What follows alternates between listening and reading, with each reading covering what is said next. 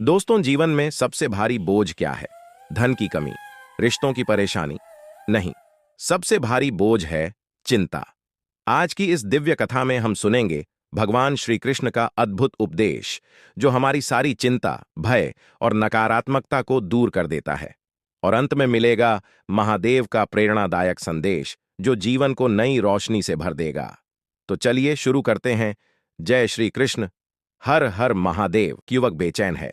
एक छोटे से गांव में विप्र नाम का एक ग्वाला रहता था। दिल का साफ, पर मन चिंता से भरा। कभी गायों की चिंता, कभी परिवार की चिंता, कभी भविष्य की चिंता। वह हर वक्त घबराहट में रहता। मैं किससे कहूं? उसी समय उसके कानों में मधुर बांसुरी की ध्वनि पड़ी। उसने मुड़कर देखा, स्वयं श्री कृष्ण खड़े थे। मुस्कुराते हुए कृष्ण ने धीरे से पूछा, विप्र, क्यों घबराए हुए हो? क्या चिंता तुमको खाई जा रही है? विप्र बोला, प्रभु, मैं हर काम में उलझ जाता हूं।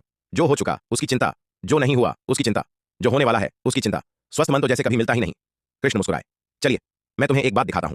कृष्ण ने जमीन से 3 कंकड़ उठाए। कंकड़ 1, यह बीते हुए कल की चिंता है। कंकड़ 2, यह आने वाले कल की चिंता है। कंकड़ 3, और यह वह चिंता है जो कभी सच ही नहीं होती। कृष्ण बोले, विप्र, इन तीनों को उठाकर अपनी मुट्ठी में कसकर बंद करो। ग्वाले ने ऐसा ही किया।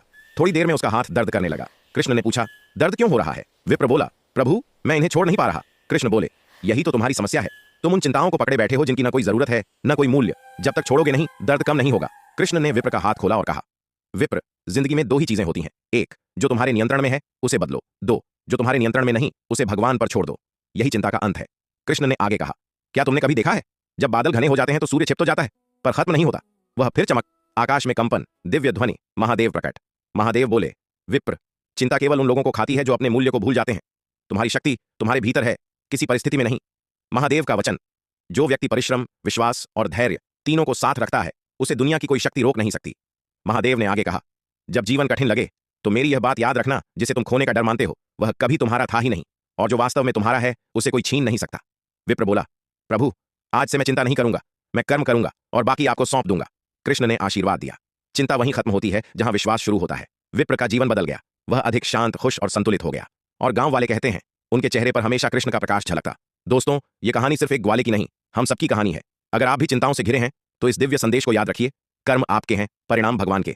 वीडियो अच्छी लगे तो लाइक, शेयर और सब्सक्राइब जरूर करें। जय श्री कृष्ण। हर हर महादेव।